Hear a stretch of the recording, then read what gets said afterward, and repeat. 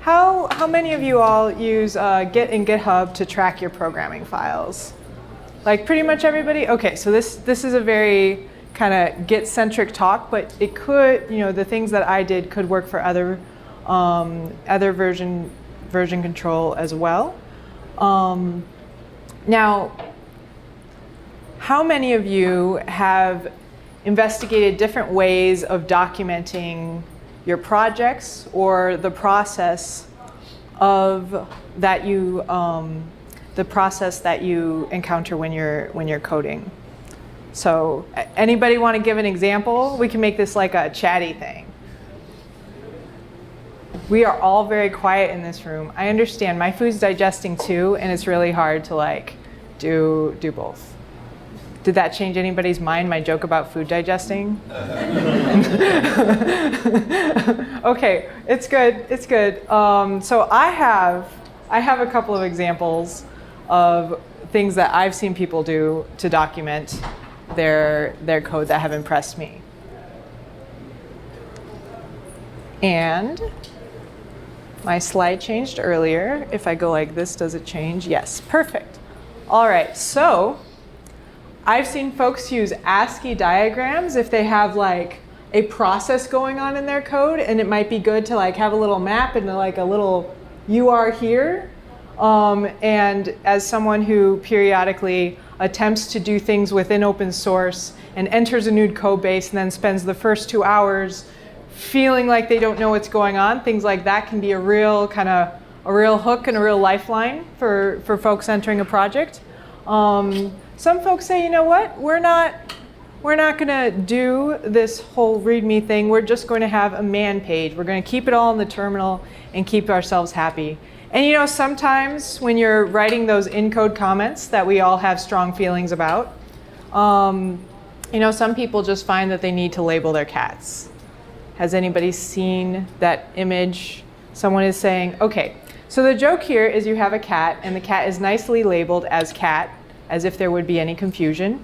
And so someone was criticizing folks who do inline commenting and saying, you don't need to label that cat, it's a cat in fact.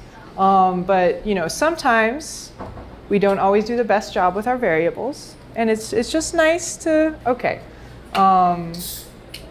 So the moral of the story here, the thing that I see all these things having in common, is what you want to do is realize that the best docs are the ones that are going to help you. So whatever problem you're having, you need to find a way to solve it.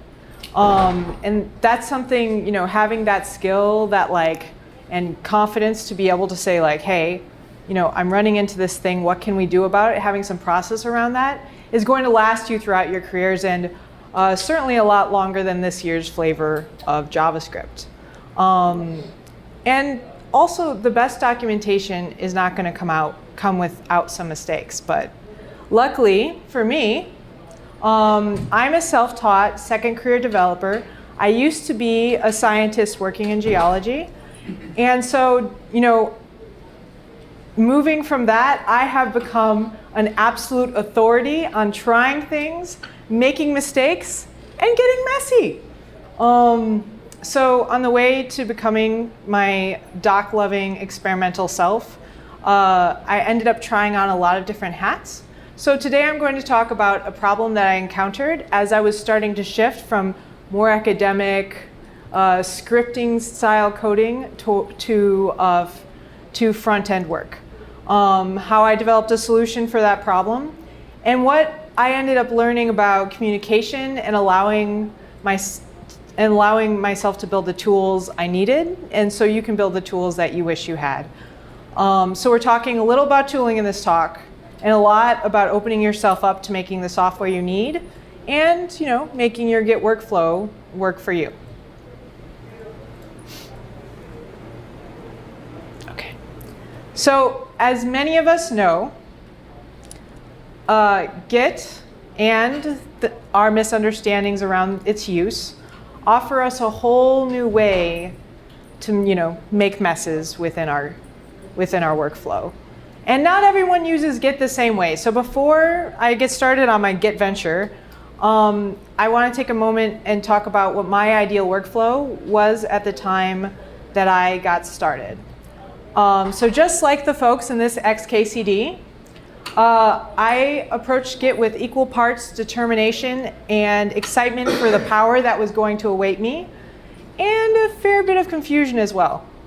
So when I learned, I found a loving and patient friend. Did anybody, kind of, they were starting to learn how to code and then they realized, oh shoot, it would be helpful if I had a Git, and I would like to, was this kind of something you did on, on your own, where you had to like go and like learn those 5 commands, the git, the push, pull, add. I'm seeing some small nods. Everyone's very sleepy. I forgive you, it's fine.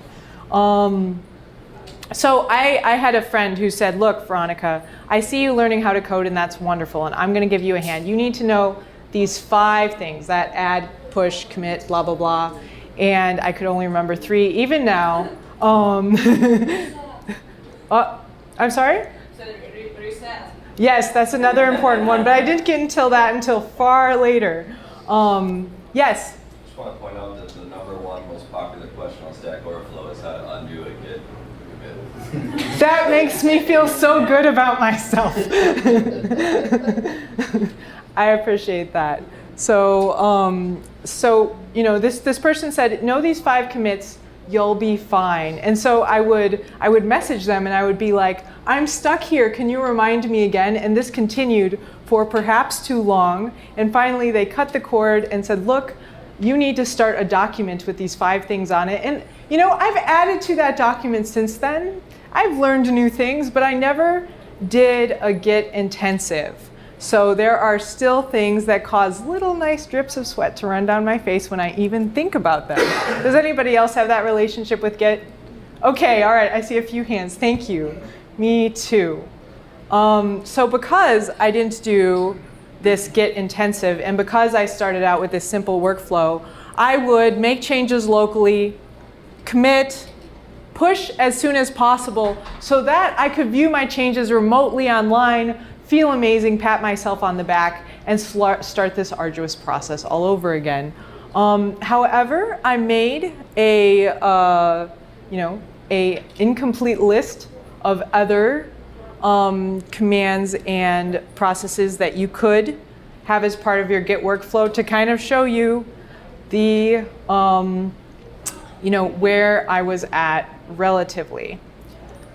So up until this point, I had mostly been doing scripting, and I was moving towards front-end development, which is more visual work, and I was really struggling with the design aspects. Has anybody ever entered a project thinking they were building a website and find out that they were also supposed to be a designer?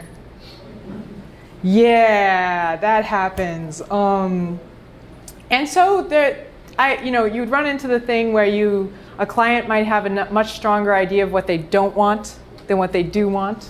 So they say, oh, we want this, and you'd build it, and they'd say like, no, go again. So after, I did many of these kind of stepping back in time steps, and since I was a developer first and not working in a design process, and then creating the website itself, since I was kind of doing things on the fly within a development environment, I was doing a lot of back and forth. And as you remember with this simple workflow, time travel in Git was a little scary. So you can imagine how much difficulty I was having. And since I used commits to guide my time travel, even after I did research and said, how do we make the best commit message we can? Since I was making such small changes and experimenting, it was really difficult to write commit messages that would lead me to the right commit to check out.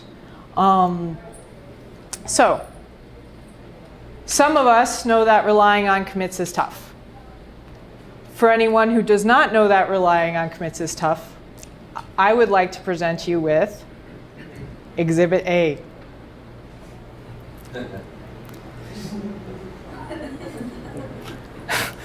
I spend most of my time around in the middle, but to be honest, we all get down towards the bottom of that page now and again. And there are a lot of trash commit messages that I was trying to decipher when I was in this process.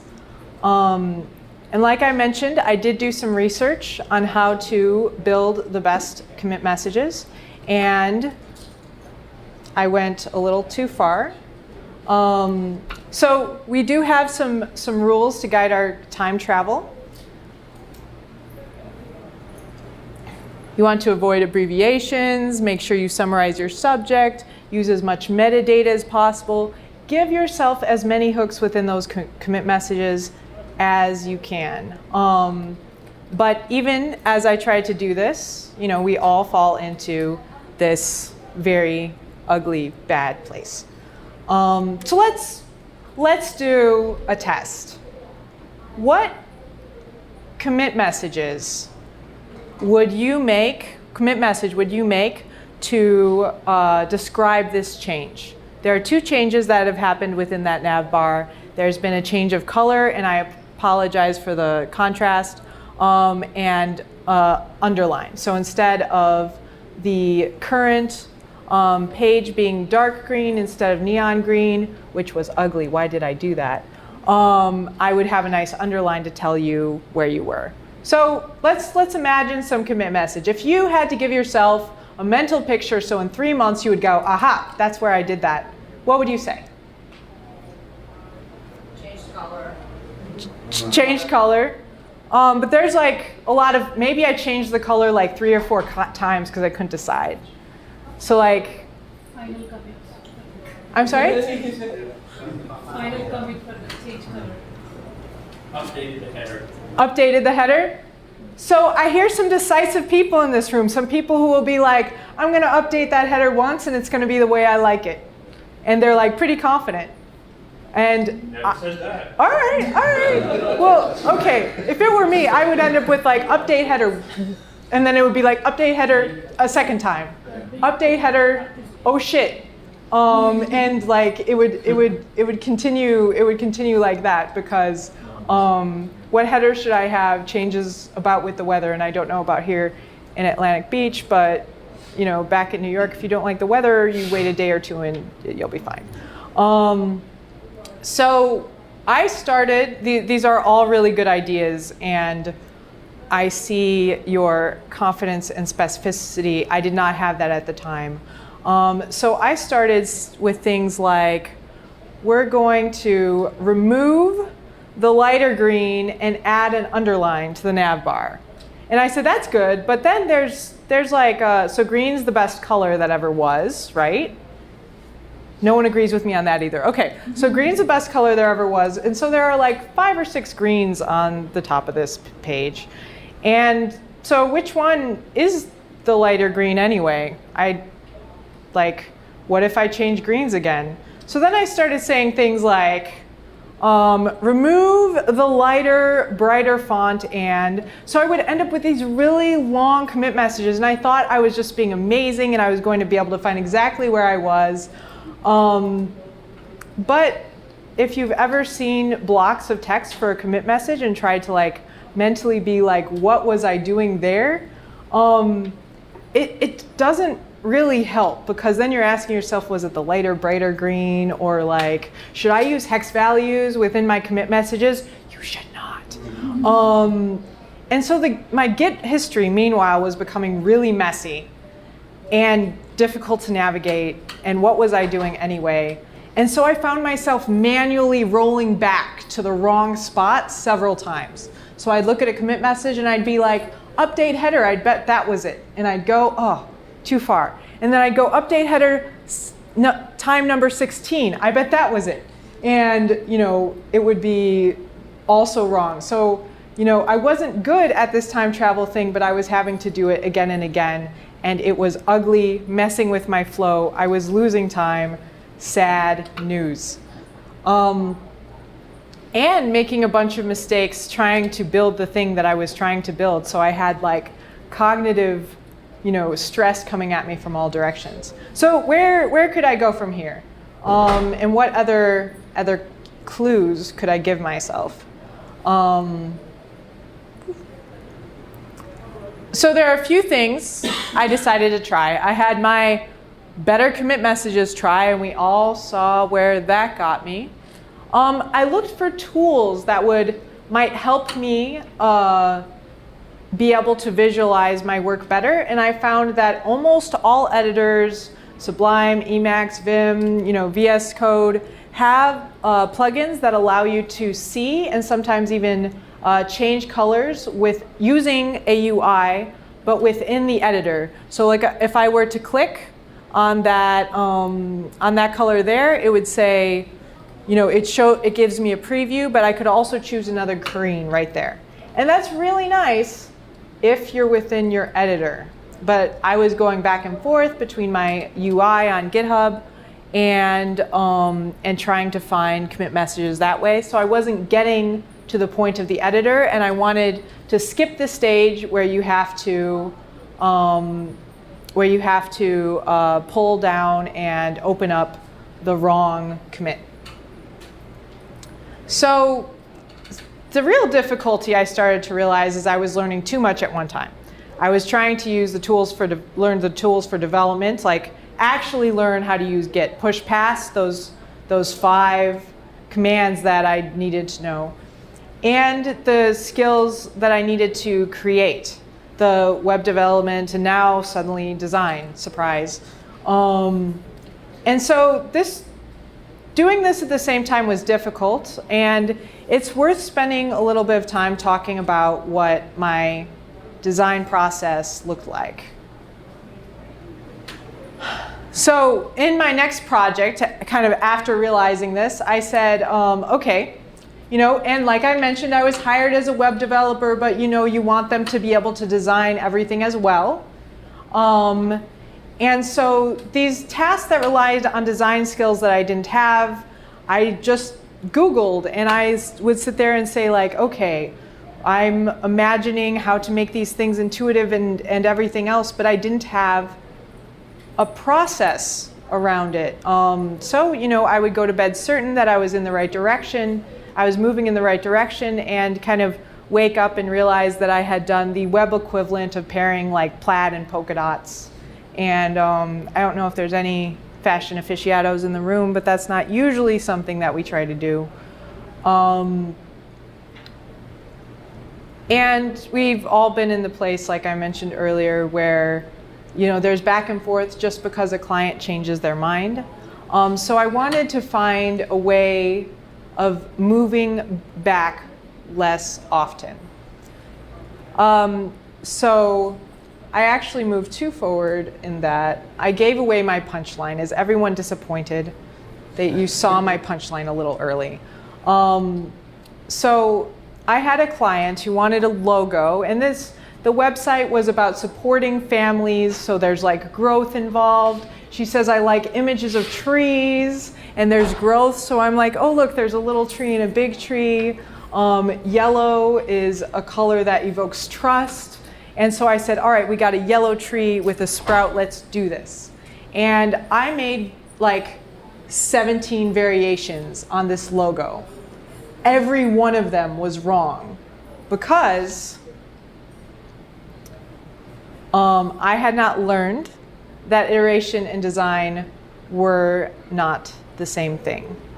And have any of you ever set out to build something without considering all the parts that you didn't know how to build individually? You're following a tutorial and you're like, this is great, I'm going to build something on top of this. And then you're like, wait a minute, I didn't actually know how to do the things in the tutorial. I was just following instructions. And there's a whole bunch of extra energy that needs to go in before you can put all those things together. So for me, I was essentially at tutorial level design and trying to like fit it into other pieces of work that I was working on. By the way, this is about what I look like whenever I'm trying to break down a project and figure out how the pieces will work together. with the mismatched piece. No one likes self-deprecating humor in this room, and that's okay. So speaking of self-deprecation, this next slide is going to be pretty good. I was really wrong about design practice. See, one thing I didn't realize, I'm coming from a scientific background, and I didn't even think. I never said, like, I wonder if I wonder if there are methods. I wonder if there's something I should be looking at. And when you did this earlier, that scrolled up really nicely and didn't show, and it was really dramatic the way it scrolled up because it was there to remind us. So this is like a pretty exhausting list. I started at the top. These are just a few things that designers will do as they're on the way to figuring out what it is that we all need to build. So, they do an interview of the team. They work to identify what is and isn't known. There's, roadmaps listing user tasks, usability tests, field studies. They use eye movement tracking to see how people interact with a product. A/B testing, and finally, way at the bottom, iteration. Now, my mistake, can anybody tell me what my mistake was? Get all the iteration up front. I just went straight to the iteration. I was like, all right, I'm just going to ask some questions, and then I'll get down to the design stuff, which is obviously this last step. So I think it's really valuable for us, and if I could talk to my past self, I would let myself know that this exhausting, non-exhaustive list is really, it's important to realize just how process-oriented, frankly, academic design folks' work is. And that's what I was missing, was that understanding and appreciation. So because of this jumping ahead, I was making a whole lot of changes and having to revert many times. And I started looking for ways I could use Git itself to make that easier for me. And I started out adding visuals any way I could. So I was taking screenshots already, that Command-Shift-4 and then you select, and I was taking those for my client. And I said to myself, you have all these screenshots saved for your client. Why don't you take a few more and just keep them for yourself? And that will help guide you in where has this been going. But if any of you have screenshots on your desktop, you'll see that it's never just 10 screenshots on your desktop. I should have made a screenshot of my whole desktop, and you would see the 200 screenshots that are there. And what would have to happen for me to be able to find a particular image? I would have to rename every one of these screenshots as I made it and find some sort of indexing. I would have to connect it to Git or give it an index that made sense to me. I would have to I might as well at that point start making my own versioning system. Do you see where this is going? This is getting kind of ugly. So I had the idea that I should be looking for a more programmatic solution. So I started saving these screenshots into Git, just the raw files, and I would add them as files and then link to those files within the body of my commit messages. So I went in, I wanted to see right where I was. It wouldn't give me a preview, but I would click and it would go poof, and I would be like, yes, that is where I had that ugly lime color green. And then I would know if that was a spot to the one to check out. So what pain points does this solution have? It sounded pretty good to me. It was way better than that screenshot folder I had going on the last slide. But what's still kind of a pain in my butt right now? Manual process. It's a manual process. There's still many changes. Each time I commit, if I'm doing this, that Control-Shift-4, then I gotta save it, then it needs to go up. Yeah, that's kind of ugly. You still have to go look at the pictures when you want to find your issue. I still have to say I think that they're still guessing. I can confirm my guess, but it is still guessing. Yes, that is absolutely correct. Loading your repo with screenshots. Loading up my repo with the screenshots. That's right. I'm doing this in plain old GitHub without the accommodation of large files. It was working just fine. Why? Because I'm a single human being. But if I were to do this for years, and there are plenty of companies that have run into issues because they'll say, take a screenshot of every page every night and load it up. And in 2 years, this becomes a serious problem for them. However, I'm not getting that many projects and making that much money, so it's like, it works out okay.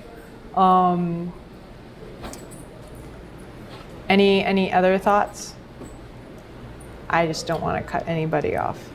So I thought about how to address these issues. We've got the time that it takes to taking those screenshots. Possibly I forget to add those and then I'm back to my folder of screenshots and that's a terrible mess. The time spent renaming and linking.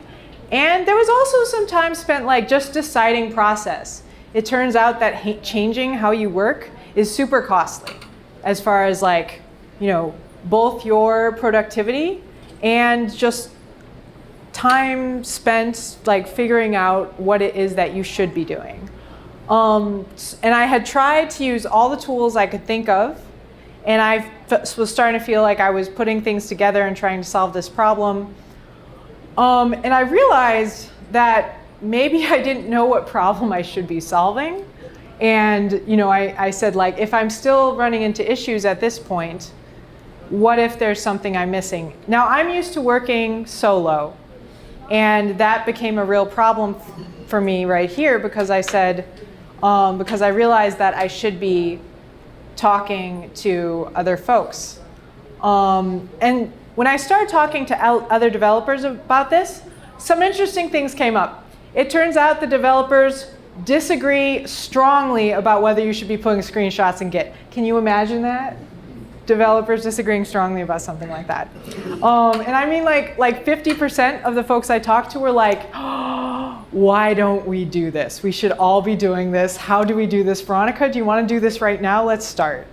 And about 50% were like, that's not what we do. We're not going to do it. It's a terrible idea. Git isn't designed for that. And the list goes on. But the thing that I noticed is the folks who I talked to first, the folks in positions most like me, were like, oh, that's amazing. The folks who worked at agencies and situations where they had shorter term relationships with their clients were like, we don't have time for that. And then folks at larger companies said something I didn't expect at all. They said, oh, we have that. So who here has heard of screenshot tipping? Nobody? Oh, this is going to be super. OK, so as part of testing, I'm not going to show you the cat yet. As part of their testing process, a lot of larger companies will take each one of those front ends and they will do a comparison. Here you see two images that look the same, right? There's got to be a filter or something over them because they're not the same. And if we were to look pixel by pixel and compare those two images, we would see these regions of difference. Probably somebody put a filter on it. And so what happens is you have the image that should exist. Your image that your designers have created, and that's that green box at the top. And so then we take our blue box, our new image, and we compare.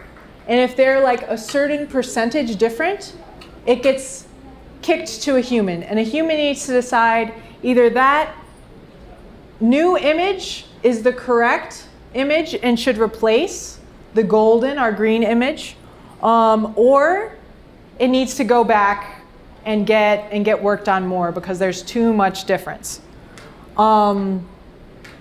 And I put down a couple of tools. They'll be in the slides. The thing that surprised me here is when I initially heard that, I said, okay, so eBay and Google have white papers out about this. People are doing this. But the tools I'm seeing in those white papers, those are proprietary. Like, nobody's going to let Veronica mess with this. It's like not going to happen. There's too much money involved. But there's actually a good, 35, 40 of these different tools flying around using about every technology I can imagine. There's, Python and Node and, just the list goes on. So if you wanted to experiment with screenshot diffing, there is probably a tool that you could use. So I was kind of like feeling bold after I had this kind of knowledge explosion. I spent all this time thinking there was nothing, and then people were like, oh yeah, obviously there's something, Veronica, you just haven't talked to anyone who works at a large corporation yet. And I said, wait a minute, I'm really bad at design, really bad. And I was still truly really stinky at it. So I said, there's a group that I totally haven't been talking to. So I went and I found myself some designers to talk to. And I'm not saying the designers were grumpy. That's not what we're saying at all. But, if it's the thing that I heard from these designers again and again is, no one's asked me that. Like, I described what Git was, and they said, wait a minute, they had a lot of questions, and apparently they had never had a software engineer come and say, hey, I think our work might be similar in some ways, let's talk. So the moral of the story is that you really don't want to take Grumpy Cat's attitude here and say no new friends, because there's really a lot to be missed out on there. So these designers said something that really interested me. I said, I'm really interested in being able to add screenshots to version control, and here's what I'm finding so far, et cetera, et cetera. And they're like, oh, well, version control for visual work, we have that, Veronica. And so they pointed me to two different tools. On the right, you'll see sketches, pages, and artboards. And what these are is, remember that cascading folder of screenshots that was so ridiculous? Well, they have tools that will let you compare those screenshots, kind of slide them over each other, and do flipbook style a little bit like I was doing. And some of the designers that I talked to who were not using these tools had done a similar thing where they'd have a folder of screenshots and they would flip through them on their own. And I felt pretty fantastic because we had individually come to a similar solution, even though I was like, oh, I'm so bad at design. And then these designers are like, no, Veronica, we're doing one thing exactly the way you are. Just stop skipping to the bottom of our list and just doing iteration. That's really embarrassing to us. None of them were quite that bad, but I think they were all thinking it.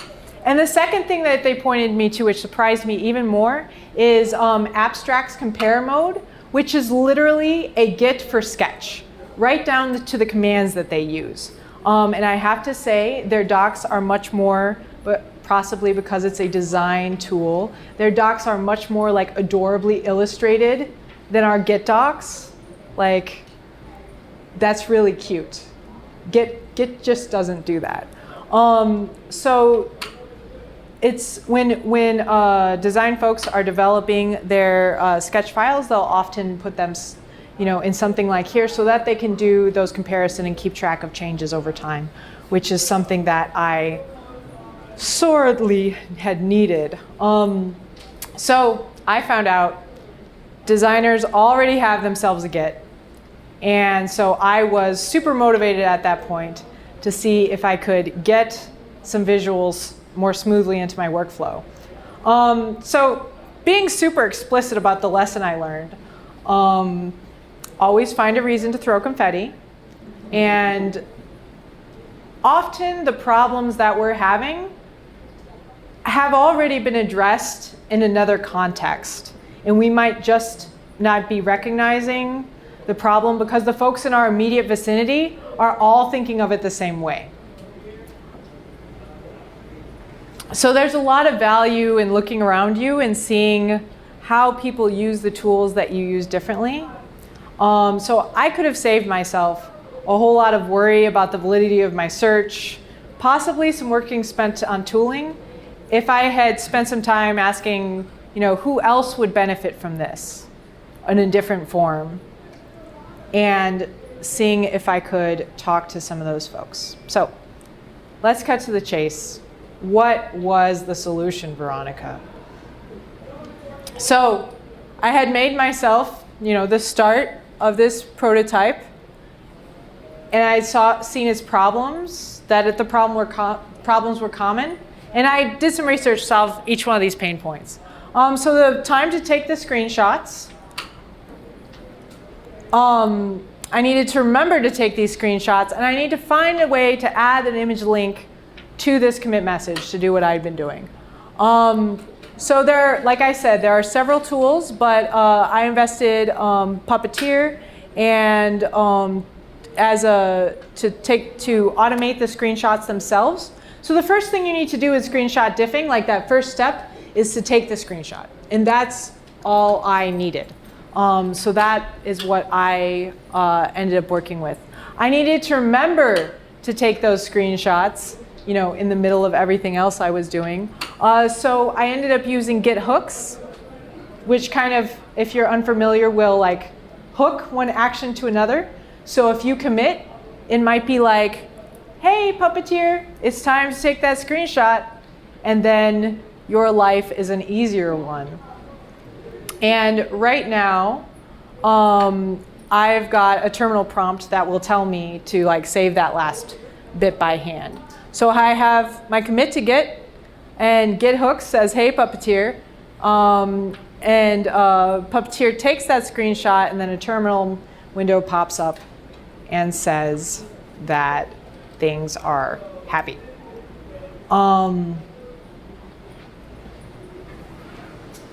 Now, one part of this for me, I mentioned that I come from a geology background. I was making maps before I was doing anything else on computers. And part of the realization that I needed to come to is that my past experiences had value. Because as I was starting to transition careers, a lot of folks honestly couldn't hide their shock. They said, a geologist? Well, that's going to be a big change for you. And I don't know if anybody else did that whole career transition thing and has heard words like that, but those are that's tough stuff to hear.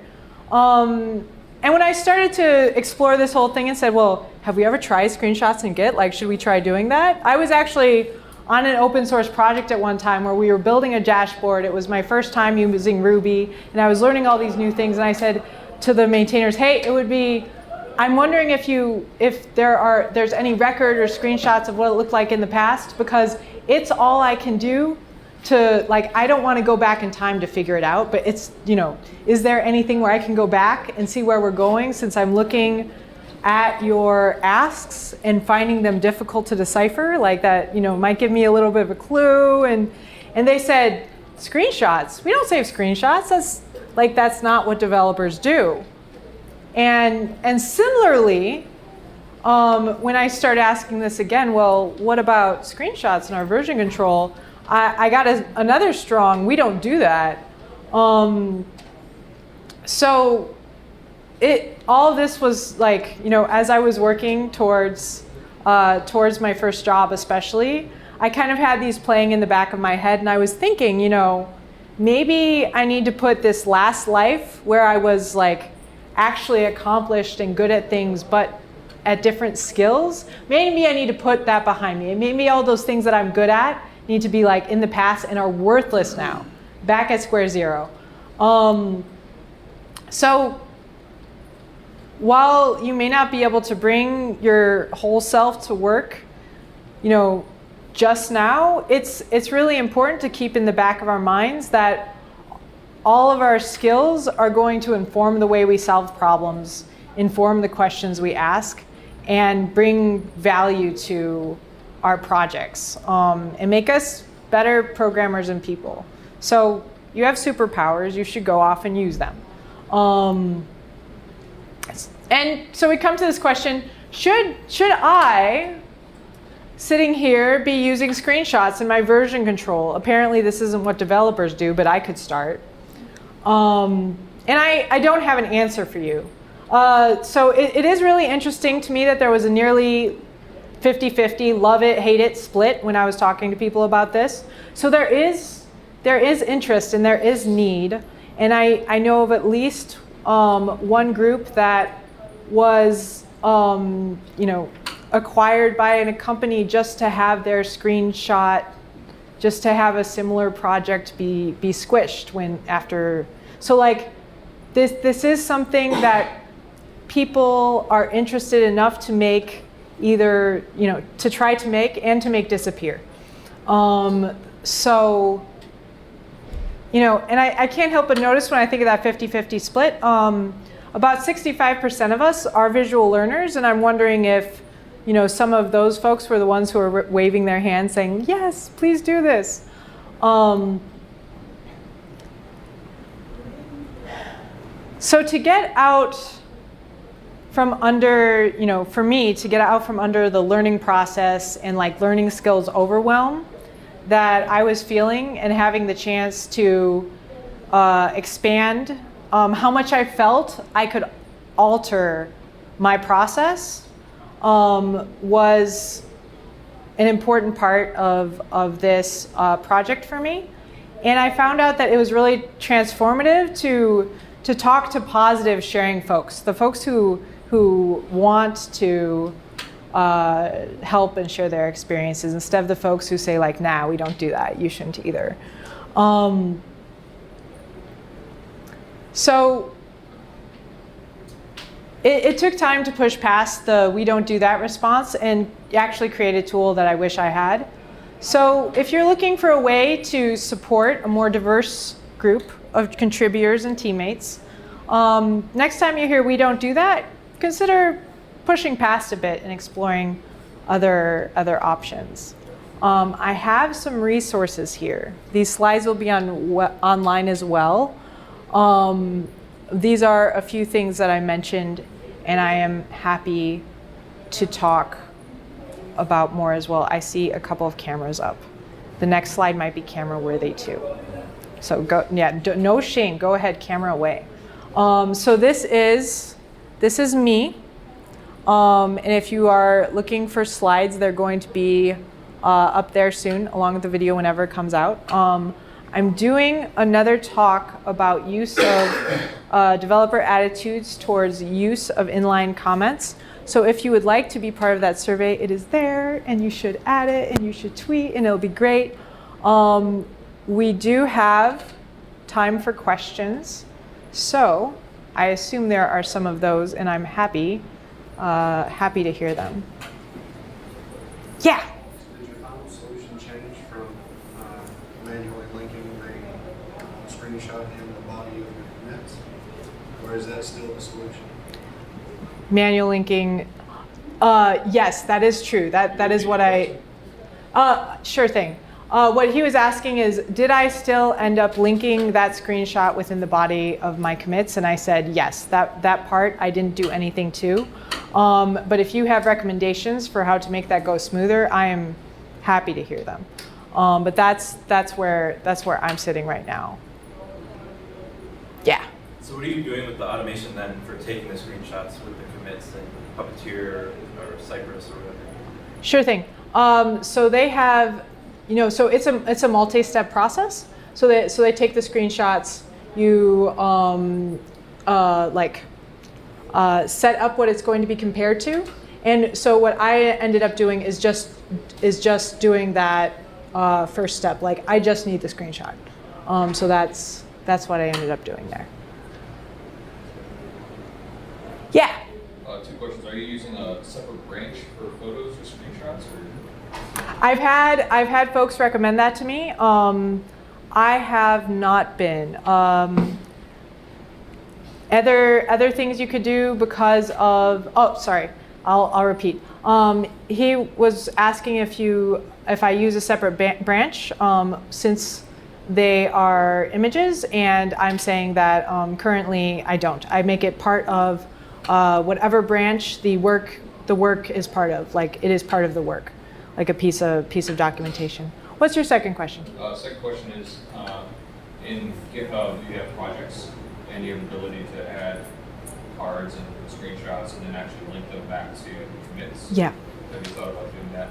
I learned about that after I started doing this, but there's actually a fair number of things that GitHub has as features that I hadn't explored and I hadn't seen. I was talking to someone just before the talk. There's even a tool that will allow you to compare two images with a slider. Do you remember the name of it? Okay. Yeah, there is on GitHub's blog. I haven't used it yet, but there is you can compare images, even with a slider. So it's not quite the same as screenshot diffing, but it gives you a visual change. Yeah. How do you deal with browser support for this sort of thing? Like if I have to support in free browsers, with free screenshots, or one browser pick the best? That's a good question. We could. So he said if you want to prepare for different browsers, right? And that's doing things the right way. So how did I make decisions around how to do that? I just did it in one browser because I said, like, is this a good idea? Is this going to work? But that would be a thing to think about. Like, how am I going to do this? Am I going to have? Is it going to be? Is there a Chrome and is there a? Are those separate? Do I name them separate? Do I compare them separate? How big am I going to let this get? Is really the question that that needs to be asked. At the time I was doing this, or started doing this, I was more like, let's figure out what I need and then figure out compatibility later. So, but I definitely agree that the right way to do that is as you're going. Yeah. Anything else?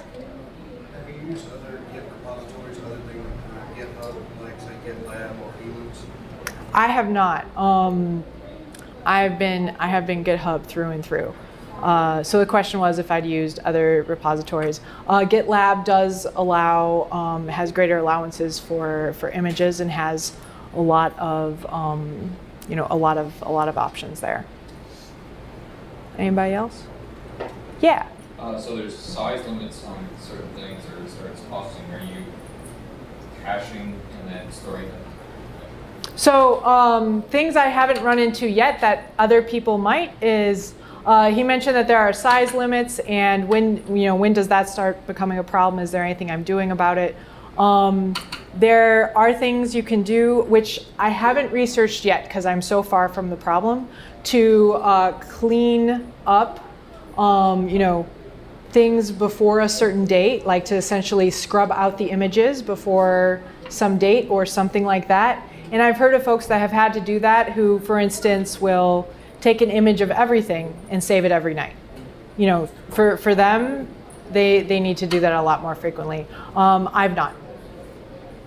And we used to do demoing, and that's when we hit our limits, started hitting our limits. Oh, that makes sense. Oh, yeah. He said that when they started using that for demoing, they would hit their limits pretty quick.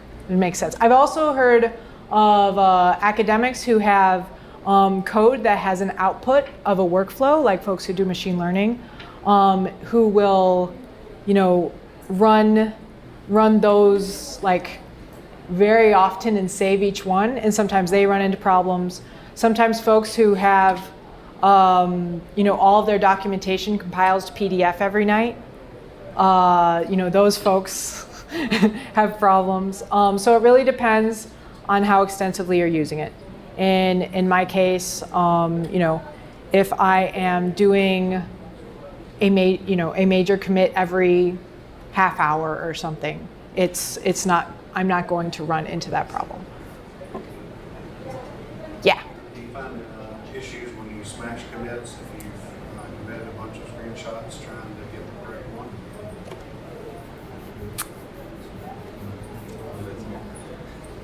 I still avoid smashing commits whenever possible. I would rather have all of those steps up there, but I see your clean workflow and I admire it. There's a lot, and you're pushing, like if you work with a lot of people, you might kind of squash your thing together before you push it. Yeah, it totally makes sense. I haven't been trying to do that in that circumstance, so I can't speak to that directly. A little bit limited there. Anything else? Comments? I'll take those too. All right. It sounds like we're wrapping up. Okay, y'all have a good day.